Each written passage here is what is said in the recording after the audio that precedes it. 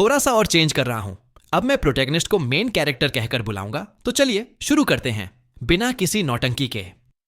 Episode की starting में main character squats लगा रहा है।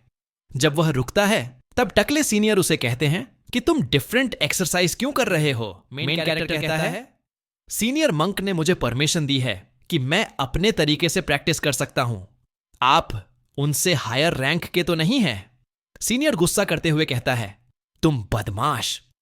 तभी पीछे से सीनियर मंक की आवाज आती है, वह जो कर रहा है उसे करने दो, तुम बाकियों को एक्सरसाइज कराने पर ध्यान दो। सीनियर डिसाइपल कहता है, जी मास्टर, मैं समझ गया। मेन कैरेक्टर स्क्वाट्स मारते हुए बाकी डिसाइपल से कहता है, तुम सब जैसे एक्सरसाइज कर रहे हो वैसे नहीं करना चाहिए। तुम लोगों की तीसरी टांग काम करना बंद कर देगी। तुम लोग अभी भी इतने स्ट्रांग हो। जिस दिन तुम लोग की तीसरी टांग काम करना बंद कर दे, मुझे याद जरूर करना। मैं तुम्हारी हर तरीके से हेल्प करने की ट्राई करूंगा। बेड के ऊपर और नीचे भी उसकी बातें सुनते सुनते सीनियर मंक को इतना गुस्सा आ रहा होता है कि बेचारे अमिताभ अमिताभ कहकर अपना गुस्सा शांत कर रहे होते हैं। मेन कैरेक्टर ने जो सुबह 2 घंटे की ट्रेनिंग ली थी, उसके बाद अब वह अपने न्यूट्रिएंट्स खाने के लिए तैयार है। मेन कैरेक्टर का दोस्त कहता है, चलो अब खाने चलते हैं। मेन कैरेक्टर कहता, हां ठीक है, चलो। ऐसे भी पेट के अंदर चूहे का आपस में पता नहीं क्या चल रहा है। काफी अजीब आवाज आ रही है। मेन कैरेक्टर को अंदाजा नहीं था कि वह आगे चलकर कितना ज्यादा प्रॉब्लम फेस करने वाला है। जब मेन कैरेक्टर अपने सामने खाने में बस चावल, डम्पलिंग्स और कुछ बॉइल्ड वेजिटेबल्स देखता है तो बेचारे को इतना गुस्सा आता है कि गुस्से से उसके हाथ कांपने लगते हैं। मेन कैरेक्टर गुस्से से कहता है, बस वेजिटेबल्स खाकर यह चाहते हैं कि मैं उसे बैल के बच्चे से फाइट करूंगा। मेन कैरेक्टर ने यह तो सोचा ही नहीं था कि वह अभी शाओलिन टेम्पल में है और यहां किसी भी टाइप का मीट अलाउड नहीं होता है। सभी डिसाइपल अपने खाने के लिए थैंक यू कहकर खाना स्टार्ट कर देते हैं। मेन कैरेक्टर कहता है, मैं इस खाने से अच्छा तो टट्टी खा लूं। मेन कैरेक्टर सोचता है, आखिर यह क्या हो रहा है। मैं इस खाने का स्मेल कैसे ले पा रहा हूं अपने सपने के अंदर। यह उतना अच्छा भी स्मेल नहीं कर रहा है। हालांकि इसमें सब्जी के अलावा और कुछ है नहीं, तो यह अच्छा स्मेल कर कैसे सकता है। अंत में तो यह सब वेजिटेरियंस ही हैं।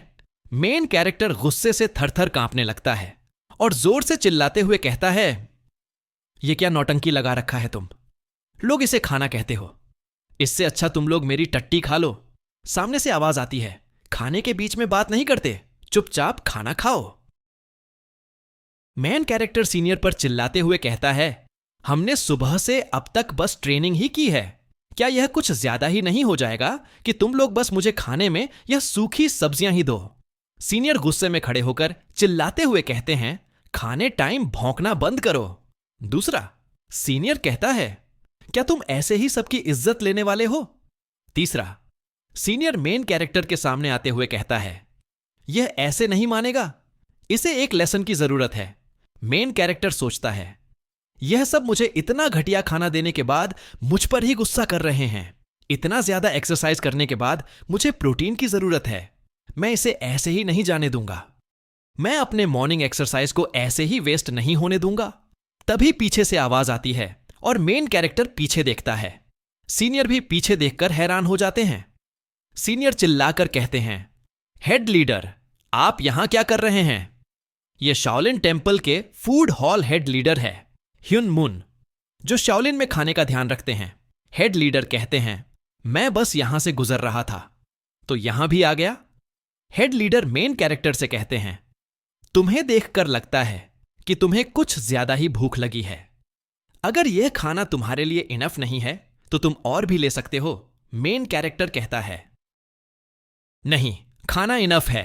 हेड लीडर कहते हैं, तो क्या तुम्हें कुछ और साइड डिश चाहिए। वह मन में सोचते हैं, यह बस एक भूखे बच्चे की गुस्से भरी आवाज है। मेन कैरेक्टर कहता है, क्या आपके पास कोई प्रोटीन सप्लीमेंट है, जैसे कि चिकन ब्रेस्ट। यह सुनते ही सब चौंक जाते हैं। हेड लीडर का चेहरा देखने लायक होता है। ऐसा लगता है जैसे कि उनसे उनकी बीवी मांग ली हो। बाकी सबकी फिर से फट जाती है। इन सभी का चेहरा भाई अभी देखकर मुझे काफी हंसी आ रही है। सब कहते हैं कि यह गधा हम सबको ले डूबेगा। मेन कैरेक्टर का फ्रेंड कहता है, आज तुम इतना अजीब व्यवहार क्यों कर रहे हो? क्या तुम्हारे सर के साथ कुछ गलत है? क्या तुम्हारे सर में चोट लगी है? मेन कैरेक्टर चिल्लाते हुए कहता है, हमें प्रोटीन खाने की जरूरत है। मेन कैरेक्टर का फ्रेंड उसे शांत करते हुए उसकी तरफ देखता है। मेन कैरेक्टर शांत होते हुए उसकी आंखों में देखता है और उसे एहसास होता है कि यहां कुछ गलत है।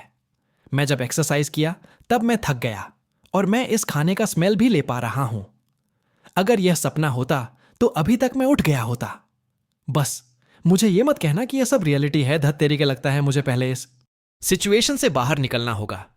मैं अभी एक डिसाइपल हूं शाओलिन टेम्पल का। सभी सीनियर मुझे गुस्से से देख रहे हैं। पहले मुझे सिचुएशन से बाहर निकलना होगा। मेन कैरेक्टर माफी मांगते हुए कहता है, मैं कुछ ज्यादा ही भूखा था, इसलिए कुछ ज्यादा ही बोल गया। मैं इसके लिए माफी चाहता हूं। हेड लीडर सोचते हैं, लगता है आज इसने कुछ ज्यादा ही ट्रेनिंग कर ली है। मेन कैरेक्टर कहता है, मुझे माफ कर दीजिए, पर साइड डिश पर क्या? मुझे कुछ बीन्स और मशरूम मिल सकते हैं। यह सुनते हैं हाल लीडर स्पीचलेस हो जाते हैं। सब सोचते हैं, लगता है इसका दिमाग खराब हो गया है। मेन कैरेक्टर सोचता है, अगर यह एक सपना है या हकीकत, मुझे बस प्रोटीन खाने की जरूरत है। मेन कैरेक्टर कहता है, मुझे विश्वास नहीं होता कि हम ट्रेनिंग करके खाना खाने के बाद यह बुद्धिस्ट स्क्रिप्चर पढ़ रहे हैं। मुझे लगता है बुद्धा भी अगर यहां आ जाए तो इतना बेकार स्केड्यूल देखकर घबराकर वापस भाग जाएंगे। पर अब मुझे लगता है मैं इस नोबल वाली दुनिया के अंदर आ चुका हूं। आखिर मैं वापस अर्थ पर कैसे जाऊंगा? क्या ऐसा हो सकता है कि जब यह नॉवल की स्टोरी कंप्लीट हो तो मैं वापस जा पाऊं? अगर मैं इस पर्सपेक्टिव से सोचूं तो यह इतना बुरा भी नहीं है। नोबेल का मेन कैरेक्टर, यानी मैं एक एक्सेप्शनल टैलेंट रखता हूं और शाओलिन टेम्पल सारे ऑर्थोडॉक्स सेक्शन में सबसे ज्यादा स्ट्रांग है। हम बात कर रहे हैं शाओलिन के बारे में, जो नॉर्थ स्टार माउंटेन ऑफ ताई के ऊपर कैरेक्टर सोचता है। अगर यह एक समस्या है तो मुझे लगता है मैं सबके नजर में आ चुका हूं।